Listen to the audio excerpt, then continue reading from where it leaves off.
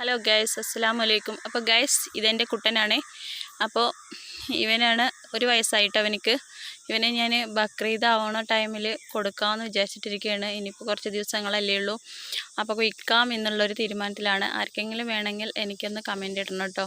പിന്നെ ഗൈസ്, ഇവൻ ഒന്നും കൂടെ കുറച്ചും കൂടെ തടിയൊക്കെ ഉണ്ടായിരുന്നതാണ് കേട്ടോ. ഇവനക്ക് പെട്ടെന്ന് ഒരു ദിവസം ഞാൻ വെള്ളമൊക്കെ കൊടുത്ത് കൂട്ടിൽ കയറ്റിയ ടൈമിൽ എന്താണ് ആ ഗ്രില്ലുണ്ട്. അവൻ്റെ കൂട് വന്നിട്ട് ഇരുമ്പിൻ്റെ കൂടാണ്. അപ്പോൾ ആ ഗ്രില്ലിലിട്ടിട്ട് കൊമ്പങ്ങട് വളഞ്ഞ് പുഴങ്ങി വന്നു കേട്ടോ. വലിച്ചിട്ട് അങ്ങനെ പുഴങ്ങി വന്നു.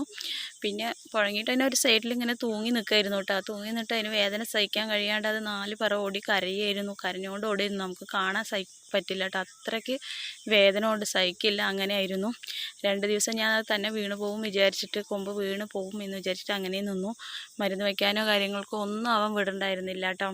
അപ്പോൾ അങ്ങനെ 2 ദിവസം കഴിഞ്ഞപ്പോൾ അടുത്ത വീട്ടിൽ ഒരു ഇക്കണ്ട് അയക്കാനെ വിളിച്ചിട്ട് പറഞ്ഞു, ഹോസ്പിറ്റലിൽ കൊണ്ടുപോകാൻ വായിക്കാം, പിന്നെ ആടിന് കൊമ്പ് ഇങ്ങനെ പുഴങ്ങി നിൽക്കുകയാണ്. അങ്ങനെ പറഞ്ഞപ്പോൾ അവർ പറഞ്ഞു അതിനെ ആശുപത്രി കൊണ്ടുപോയിട്ട് കാര്യമില്ല, അത് ആ കൊമ്പ് മുറിച്ചെടുത്തതിൽ മരുന്നിട്ടാൽ അത് ഉണങ്ങും പറഞ്ഞു. എന്നാൽ പിന്നെ ആ ഇക്കന്നെ വന്ന് കൊമ്പ് മുറിച്ചെടുത്തു കേട്ടോ. മുറിച്ചെടുത്തതിൽ മരുന്നിട്ടപ്പോൾ ഇപ്പോൾ കൊമ്പൊക്കെ ഉണങ്ങി, മുറി ഉണങ്ങി തുടങ്ങി. ഇതായിപ്പോൾ ഒരാഴ്ചയായിട്ട് ആ മേലും വെള്ളം കുടിക്കലും ഒന്നും ഉണ്ടായിരുന്നില്ല. അത് കാരണം അവൻ അങ്ങനെ തടി പോയതാണ് കേട്ടോ. ഇപ്പോൾ പിന്നെ അത് അവരെ ശരിയായി വരാൻ തുടങ്ങി. അവന് വീണ്ടും പഴയ ലെവലിലേക്ക് ഇങ്ങനെ വന്നു തുടങ്ങി. ഇപ്പോൾ മേയാനും വെള്ളം കുടിക്കാനും ഒക്കെ തുടങ്ങി. മുറി ഉണങ്ങി തുടങ്ങി.